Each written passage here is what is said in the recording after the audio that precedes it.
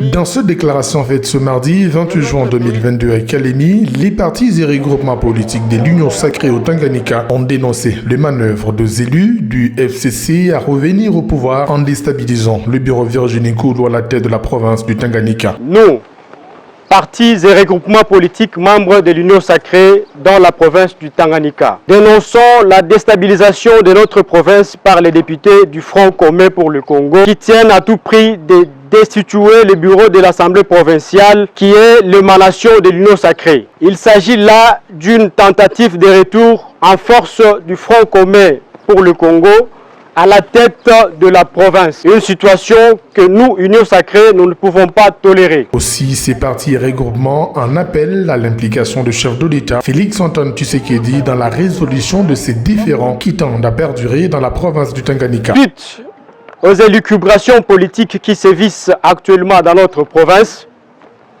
nous en appelons au chef de l'État, qui est le garant du bon fonctionnement des institutions, à intervenir pour éviter l'anarchie de s'installer dans notre province. Car nous assistons à une scène où l'Union sacrée veut être destituée par ceux qui prétendent être de l'Union sacrée dans l'Assemblée provinciale. Ces derniers ont aussi appelé le vice-premier ministre, ministre de l'Intérieur, Sécurité et Décentralisation Affaires coutumières à faire respecter sa dernière décision portant suspension de plénière à l'Assemblée provinciale du Tanganyika en attendant le rétablissement de l'ordre institutionnel. Appelons au vice-premier ministre de l'Intérieur de bien jouer son rôle d'arbitrage et d'appeler les uns et les autres au respect des lois et au strict respect de son message officiel du 23 dernier, suspendant les séances plénières pour éviter le bain de sang.